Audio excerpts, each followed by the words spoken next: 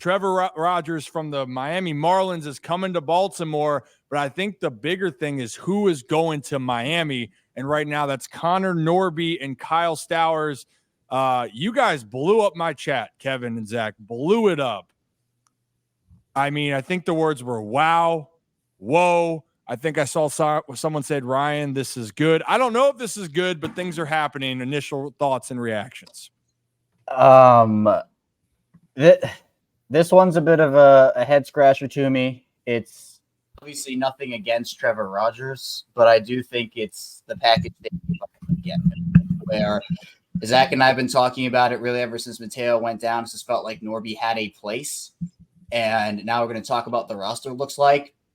But giving up Norby and Stowers, I mean, we know pitching's at a premium. We know that you have to give up something to get something. And again, I think Rogers fits the bill a little bit of what they need, but I was just expecting the package to be less. I was expecting Stowers to be the headliner of any potential trade. Wasn't really expecting Norby to see them both go in the same trade for, again, I know everybody's talking about Tanner Scott, and it's a different Marlins pitcher here. And we'll get into, who the Orioles actually got and what his stats are, his splits and whatnot. The Orioles need a pitching. They got it. We've seen these pitcher deals. I mean, look, everybody was flaming the Astros yesterday for getting Kikuchi and giving up their number 2, number 5 and someone else.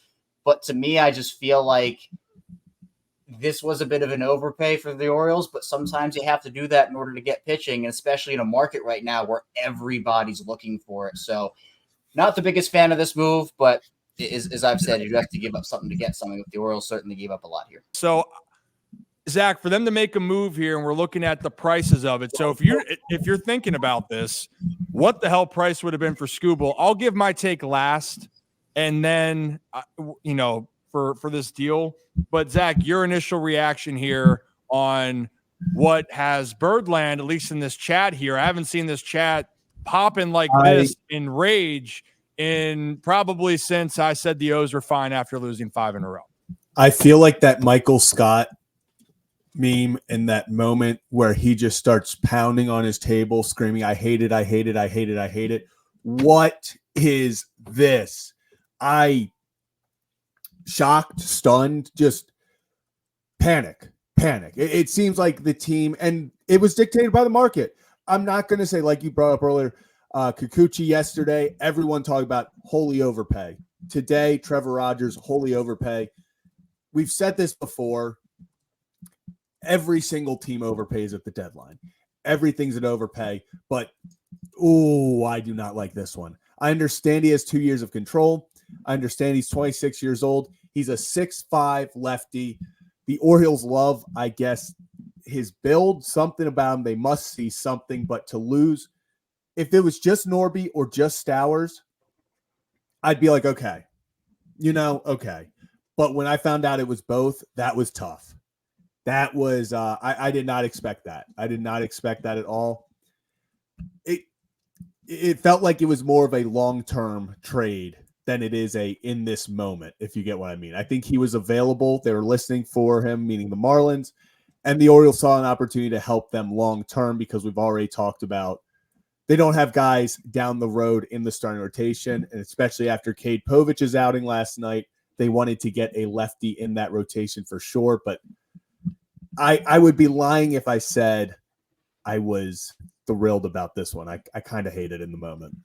All right. And I get it. I understand everyone's opinions and feels. And guess what? Just for this case, because I like it better when we can have our faces not as big. Whoa, especially Kevin's head back there. You look good, though, Kevin. You're a good kid. All right. You are a good kid most of the time. Let me give you a little bit of perspective on this. So I don't think it's as bad as a trade as the initial reaction, and here's why. I think the value of it is, how do you value guys? Some people would say Connor Norby is a top 5, top 4 prospect, or on another team he could be top 3 because of how talented the Orioles are. So if you're basing it off of that, you feel it's steep. But if you're basing it off that Trevor Rogers can get back to an all-star form here, which he had in 2021 at age 23, where he had a 2.64 ERA, then you start to say, Kenny, now the last couple years hasn't been pretty. 2022, rough year in a full season. He injury plagued in 2023. Now he's trying to battle back. So the Orioles are banking here that Trevor Rogers is going to be on the up and up. And then the other fact is he's under team control until 2027, where he'd be a free agent. So that's where the thought is. Kyle Stowers, it depends on how you want to value him. Some people are trying to think, is he an everyday big leaguer, or is he a guy that's a versatile fourth outfielder? And I love Stowers. Stowers is one of the best guys as well. So you just are trying to put that together. I think, guys, it just reaffirms the opinion of how damn expensive this trade deadline is. And if you want a guy like Scooble, can you imagine what they would want? Could you imagine what they would want? So what it means right now, it means that the Orioles are going to have a starter to their rotation. Rogers is going to be locked in for the rest of the season. The other part here, the emphasis, the Orioles starting rotation for next year is in turmoil. So keep in mind, the guys that they just brought in, Eflin and Trevor Rogers, are going to be in that rotation for next year, guaranteed, not knowing what's going to happen with Corbin Burns. Kyle Bradish is going to take some time to recover, as well as Tyler Wells. What does it mean for John Means? So you're getting the point here. You're looking at the future. I know a lot of people are upset with it. I want to go to this case. I'm very happy for Connor Norby and Kyle Stowers. Yes. I'm very happy that they're going to get an opportunity on one of the worst teams, where when you're on a terrible team, it's the best opportunity to have, because you're going to have every opportunity to go out there and see if you can sink or swim. Now, the hardest thing is when you're playing on a bad team, can you keep up, right? But for guys that are going to be hungry to prove that they're big league players, it's tremendous. And for a guy like Norby, he's waited for a chance to be a big leaguer every single day. I think he's going to prove the Marlins right, and I hope for Stowers he does as well. So that's a move right now. The Orioles bolstering the rotation. So if we set it at this moment, it's going to be Corbin Burns, Grayson Rodriguez, Dean Kramer, Trevor Rogers, and Zach Eflin is the group that I think rounds it out. Albert Suarez is going to the pen. I want to bring up Trevor Rogers, baseball savant. Good. Guys, I'm just going to – it gets ugly. So just warning ahead of time. Not great. Not great. But Orioles love ground balls and extension, and those are the two things he thrives in. Well, I would say those are his two best qualities, as you see down below. I'm not going to sit here and say that this is good. It's hard to say that with a straight face. But at the same time, I understand where the Orioles went with this. Is this the guy I would have gotten? Probably not. No, it wouldn't have been. But I see the Orioles love the ground ball percentage. We've been seeing that. And then the extension, especially at 6'5", I think that's where it intrigues them about this. Yeah, and that's the part of it, right? Each team has their own metrics of what they're looking at here. Baltimore has their own. And so for Trevor Rogers, this is a bigger thing that I wanted to focus on. The Orioles are banking on a bounce back from Trevor Rogers, who, again, was an all-star in 2021. And in general, for him, he's had to, and I'm trying to look up specifically the injury that he had in 2023, or yeah, it was 2023, his last year. So trying to get back to that form, right? So that's where the Orioles are banking on it. They are banking on this guy, and he has team control. That's the excitement. But right now, numbers-wise, yeah, I can't argue that the numbers are great. Zach Eflin is going to have an advantage pitching in Baltimore because of that left field wall. I think that, one, you got to realize that, and so is Rogers. It changes the dynamic for those pitchers going to Baltimore. The next thing I'd like to say with Eflin, I love that pickup. I think that he has the ability to be the Jordan Montgomery of the trade deadline last year, because, yeah, he gave up 10 hits yesterday, but you could have argued he is a pitch or a play or two away right there from giving up no earned runs and going, 6 innings? But the biggest thing was the goose egg with walks. 0 walks. He's going to make guys earn it, and he definitely earned it there. Let's look at the other one, Matt. Using Stowers as a throw-in is bad. What if an outfielder gets injured? All in to avoid the wild card. P.S. Povich is bad this year, and that's okay. He's a rookie. He's got to work on his control. There's no doubt about it. You guys have heard me preach this. I'm talking about you all, meaning Kevin and Zach.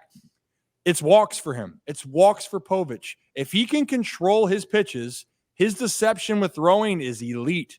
The problem is if you walk a lot of guys and then you fall behind, they're going to do a lot of damage to you. So Povich, I think he's fine long-term. He's got to develop. And for Stowers, though, I just think that the Orioles, for Stowers' case, he needed to go because it's in misery to be sitting there. I think he leads AAA in all of home runs for Norfolk. So it's context here. It's context for Kyle. I know it stinks, but I do think it's the best thing for him moving forward. But Oriole fans definitely are holding their value for prospects. You should. One last thing I'll say, these are unproven players at the big league level. Yeah, so far. We think that they can be good, but we don't know. And that's the part that I want people to focus on here. Look at Rogers' last 11 starts. He has been great. So I thought, okay, let me go check out and let me share the screen with you guys real fast. Boom. There we go. So over his last 11 starts, Trevor Rogers, of course, 1-3 record because the Marlins scored him no runs with an ERA of 3.32. So obviously his ERA is inflated over the entire season, but I agree, Gary, over the last 11 starts, he has begun to put it back together and return sort of to that 2021 self. Hey, maybe this is what the Orioles saw. The further we get away from the trade breaking, and I've come to terms with this, that it's happened, I understand where they see this, what the potential they see in, but I'm not going to act like this was I was hoping for, obviously, like most people, that big splash, that all-in kind of move. So you just have to hope Trevor Rogers, gets in the Orioles pitching lab, as we like to call it, and they can figure something out to continue this stretch of 3.32 ERA ball over his last 11 starts. Yeah, and go ahead, Kev. I was just going to say, we've been talking a bunch about the uncertainty in the Orioles rotation in the offseason where, we do have to figure out if this team is going to re-sign Corbin Burns, what the situations are with Bradish and Means and Wells and all those guys. So I think part of the process here for the Orioles has been getting guys with at least a year past this one, so not necessarily rental. And I know when we talked about Blake Snell, the conversation that we had last night on Kevin and Zach's Too soon. Well, It's still okay. Well, the conversation we were going to have about that was with his player option, the Giants would argue, oh, no, it's not a rental. He has the option. And the Orioles or any other team acquiring, we're going to say, well, it kind of is in a sense of what that actually is going to look like. So you get Eflin, who's beyond this year. You get Rogers, who obviously has multiple years of control. Again, it was a lot to give up. I'm not trying to sugarcoat that. But for team control, because you can talk about the player, right? The player and how talented the guy is. But team control also has value. And you have to pay for team control. And you have to give up value worth team control. So